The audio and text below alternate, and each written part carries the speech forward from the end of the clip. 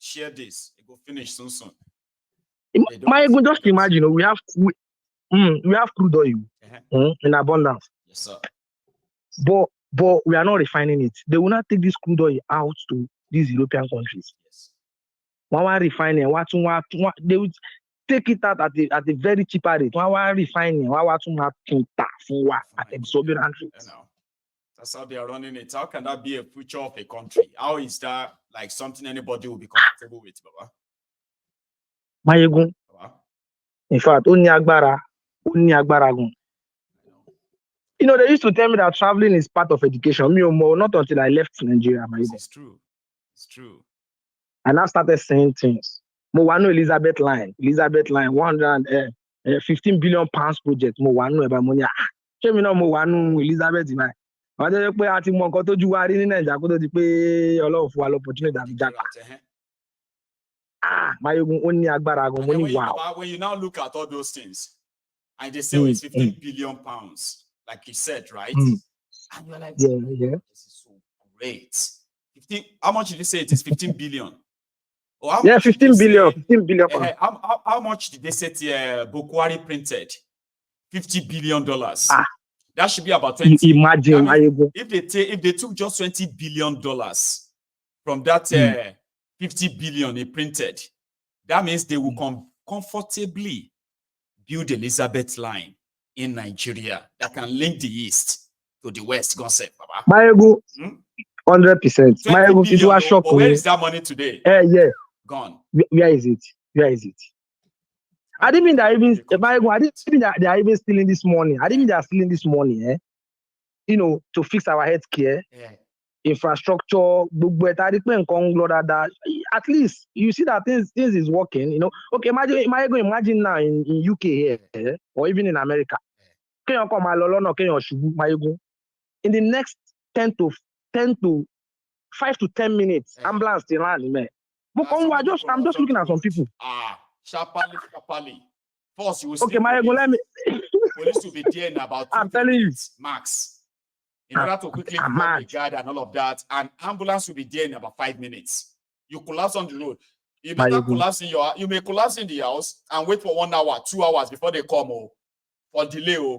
My wife. Okay, let me just okay, go ahead. No, I'm just saying that that one is like automatic. You collapse in Nigeria, they go say give them butter, give them coke. Baba, I'm telling you this night that the UK health system is among the best health systems in the world. No doubt. The experience. Let me give you the reason. Most, you know that too. Now UK, my wife gave birth. Now they complain most. My wife gave birth March 2nd of March this year. Congratulations, Over. Thank you very much, Mayego. We are at home. Our Nili Ibati labor shamo. You know, we called ambulance. They are on phone with me, Mayego. They just asked me our postcode. I'm on phone with them, Mayego. Next thing they will tell me that they are downstairs. I was like, wow. They are downstairs. See, like you already wanting more your lives in Nigeria for so long. That is something. I was like amazed. Normal. Less than 10 minutes. They've already know my postcode. They've asked me my floor number, everything. They just next thing I'm just hearing, they are ringing the bell.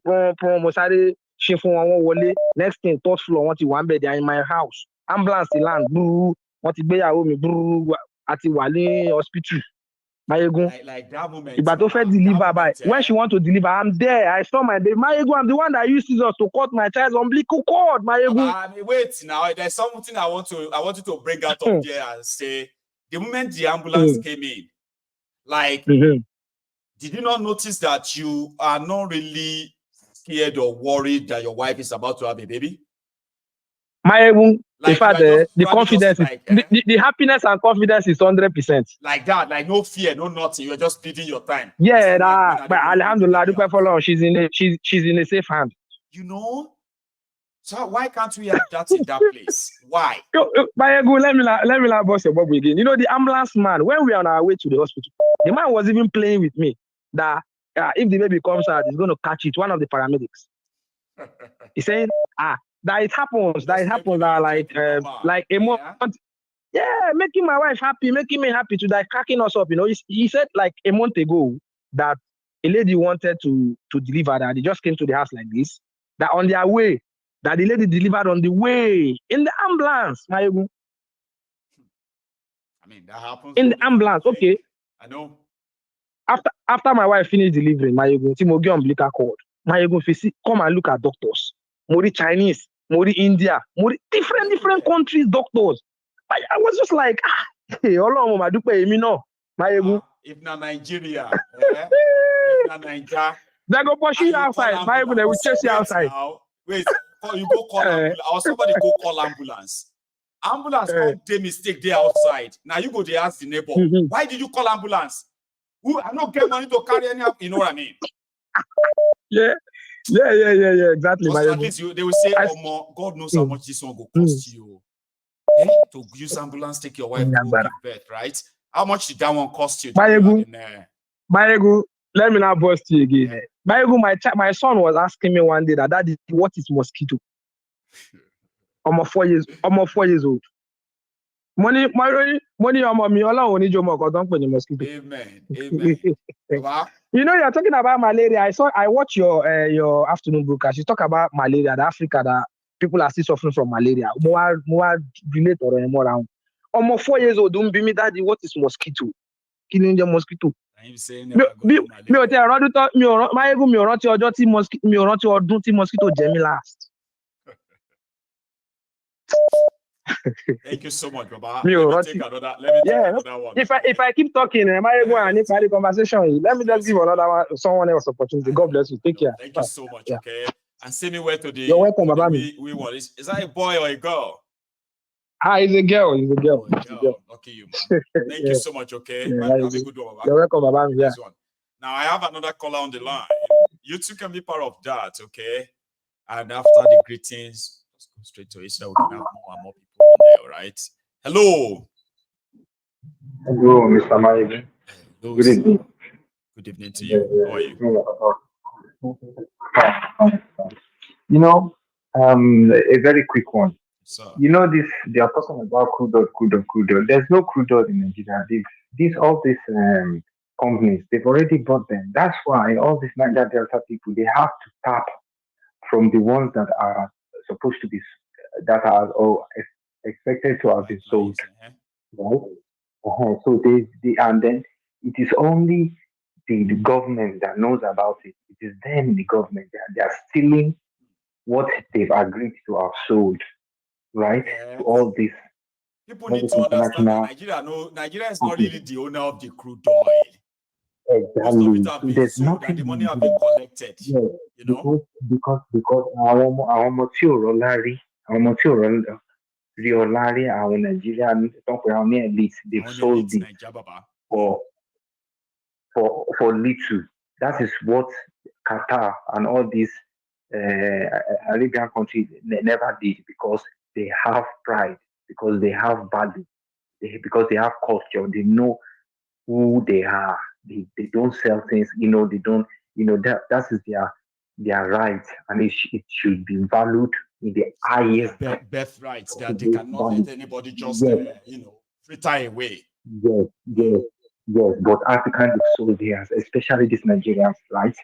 And it's all because it is not. It is Nigeria. It's the contraction, because nobody really cares. The only folk, the only tribe that I would say, I'm not being, this is not about tribalistic, but the people who are more industrious in Nigeria, who believe more in Nigeria, are the Easterners. Okay, anybody who makes religion or whatever up, they are not projecting what is called one Nigeria, right? Although I don't, for me, it is either way. If it's Yoruba Omodua one, I'm okay with it. If it's Nigeria one, as long as everybody are all right, well, I'm okay with it. But as it is now, Nigeria doesn't have oil, right? They don't have oil. They've already sold it. Know that these guys, that's why they're stealing it. They've already sold everything. Why they are stealing it. Yes, they've sold it all. That's why they are stealing it, because it doesn't belong to them again. So, and somebody are enabling that, Yes. right? Those are the secrets that these people, these gangs don't want leaking. But who is gaining from it if you don't want that secret to get, I mean, to leak? It's them. Because if you eventually let us, let everybody knows about it, everybody will sit tight, they will work, and there won't be any wastage anymore, right? But as it is now, things have gone, bulaba. I mean, completely And that gone one is overdue. out of the. I know. Thank you so much, Yes. man. So there's something else I want to say, but I think I forgot. But Oh, you anyway. have. I'm so sorry, right? No. Anyway, Yeah, maybe we'll yeah, have to take that up next time. Okay, let me take another one then. yes, Because of yes, our time. yeah, yeah, Bless you, yeah. man. Now here is another caller. Hello. Hi, good general. Yes, sir. How are you? I'm fine, sir. Good evening. It's Good, Ferdinand from Newcastle. good evening to you, bro. Freddy from Newcastle. You're part of this tonight Yeah, again, Baba. yeah, I am. First of all, I would really like to thank you for what you've been doing. I love the wonderful job you're doing. Thanks, man. The consistency is is something that's like your sense of judgment. I see the way you try to fish out people who are tribal bigots or who try to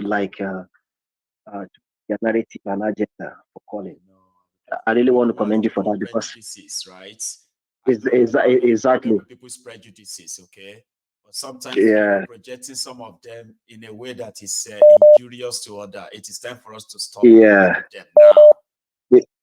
Exactly. God So bless you. I'll just quickly go straight to the point because I like making use of my time so others can call. I was listening to the broadcast a few days ago. You made mention of about the young man who killed himself because of 50,000 naira. That He's is a operator. Mhm. yeah, that is so sad, my ego. I wept when I watched that broadcast. I couldn't A share it. full-fledged man killing himself because of 50,000 naira. My ego, 50,000 naira is like 25 pounds now. It's about 25. It's like 25 pounds now. Um, £1 now is over 2,000 naira, and I'm waiting to hear from the CBN to know the cost and the magic they could actually do this time around. It's so shameful, my ego, that things has gotten this bad. It's almost as if the whole thing is telling on us that are in diaspora. It is so. I sent today. Today is the 14th or 13th. 13th. Today I sent back home £500. I was credited 1 million naira, and I distributed it to my relatives. It did not even go anywhere. Like it wasn't like it was as if I shared them 100k because the cost of living and everything has gone up. It was so sad, my ego. That brings me to one of Before the you go to the next one, right? This is what it is for an average person in that place. Okay, now, Ferdinand, there yeah, are those of us who are still in Nigeria, well, working or business and all that, that used to be able to take care of their extended family and all that, right? Now, yeah, they are there in Nigeria today. They themselves are looking for help. Okay. Now, let's assume yeah. somebody who is earning 500,000 naira. How much do you think they can spare to help anybody in this same economy? If somebody like you will live Not abroad would have to cough out 500 pounds, God knows how many times you have to do that in a month, all right? Maybe once, maybe yeah, twice, maybe 3 times. It's all up to you. You can tell, right?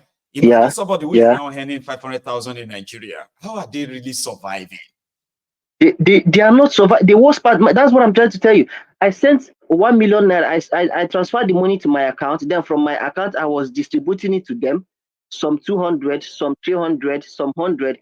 And it's as if I was just sharing like one bag of rice or like I don't know, like I was sharing biscuits. It wasn't even as if I was just giving them money because in the next 2 months now or 1 month, I'm going to start receiving calls. So it's as if the whole thing is even kind of like hitting me so hard as if I'm in Nigeria, And it also and messes up with your mental health too. Imagine uh, you're working. yeah, it's You can't put money exactly, away. exactly, Yeah, you can't put money away. exactly, Black tax is taking it from you, and it keeps getting worse back there, which means the worse it becomes, the more you're going to have to cough out more money. What happened to your own exactly. mental health? What happened to your own Exactly. People need to see that. Freddy, continue. Yeah, look, since I came in I've almost been in this country for like 5 years now. I've stopped posting pictures on Facebook, because whenever you post something on Facebook, people kind of like try to use that medium to like inbox you seeking for help. So I completely deactivated my Facebook, because I can't play Jesus Christ to everybody. I can't save everybody. That is just the truth of it. Because in the UK here, I also have bills and other things to pay. You see what these people have done? They've completely ruined the country, and that country is going to crumble faster than we even think, because saying that peaceful protest. How you want to tell hungry people? No, what's peaceful about there won't be there won't be a peaceful protest. And is quite disgusting that I was watching the interview of Senator Ndume when he told these people, look at what is happening, and instead of taking blame, they say it's the work of the opposition. What the hell? Like, can you imagine that kind of response? You heard that too, right? Like, everything in Nigeria is politicized. People are dying of hunger. Things are expensive. You're devaluing the naira, devaluing people's efforts, and people are crying and lamenting. And you're saying it's the work of opposition. What kind of response? When are these people going to stand up and take up at least blame for one day? They won't. Like in Nigeria, it's as if it's like an abomination to take blame and say, this is our fault. We are sorry. We are going to fix it. Even if you're lying to the people, at least just say, this is our fault. We are sorry, and we are going to fix it. And stop blaming it on the opposition, the past administration, blah, blah, blah, blah. They are all full of excuses. And that country is going to crumble. It's crashing sooner than we expect. It might not even be the revolution. These greedy bastards will tear it down themselves because of the quest for power. They will tear it down themselves. And this protest, I see it as more of a revolution in disguise. It is cooking. Because you see, when people say, we all agree that a revolution has to be spontaneous, okay? Yeah. However, different places with different scenarios and all of that. What Nigeria needs is a spark. Yeah, it has to start from somewhere. These rogues back to life, or just keep them out of life totally. Because you see, you cannot continue like this, right? It's not possible. You can't sustain it. Even if you don't want any protest or you don't want anything, and some of you don't want, you cannot stop. You can't prevent it. It's going to break out. You can't. And if it's not coordinated, you can't prevent it. Yeah, it's going to be bloody. Don't let anybody lie to you. So when you people coming out and say, come out, these are few who are trying to sort of give it a purpose or direction. What will happen in Nigeria is not going to be coordinated, and it's not going to be peaceful. I'm just being honest. Of course. Let you help me. Of course. Them. Yeah. And Amaegu, what you said about duplicating offices and embezzlement is just the truth. This Ministry of Livestock that Tinubu is creating is supposed to be like a department under the Ministry of Agriculture. It's actually there. It's there. They are just removing it so now, giving it a whole ministry. And also, he already has the record of the highest number of cabinets in the history of Nigeria. 48 ministers. You get it? So these are some of the things, creating offices that are idle, but drawing money from the account of the government and lavishing it. There is no system of accountability. You and I live in the UK. You know that every Wednesday is Prime Minister question time. The Prime Minister has to stand 30 minutes and face serious questions from opposition, not from his party, from opposition party, leader of opposition. They fire him questions. He has to give an account of how he's running the government of the UK every week. In Nigeria, we stay months, years, no system of accountability. Everybody does whatever they want. That's why Nigerian politicians, no matter how rich they are, they cannot afford to live overseas. Do you know why? Because there is law and order here.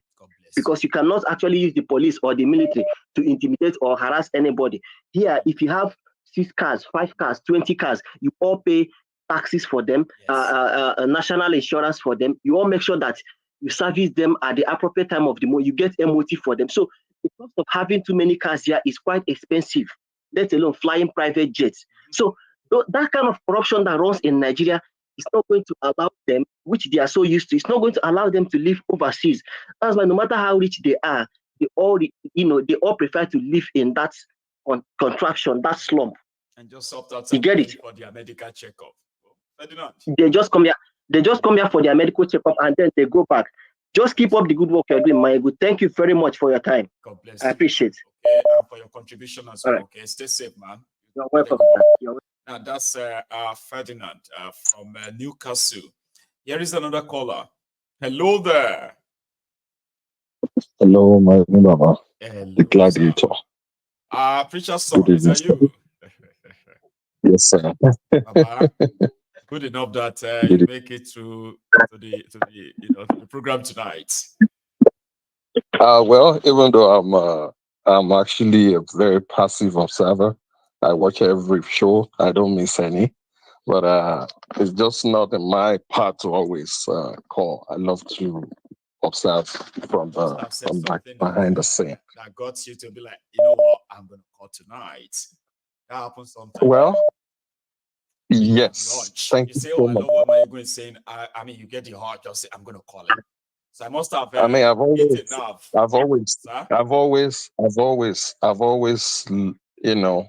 appreciate everything you're doing. Thanks so much. And that's, I'm saying that in all sincerity, because you're welcome, sir. Thank you for all you do. Thank you for listening to the calls of the ancestors. And there's something they say about passion and purpose. It goes hand in hand.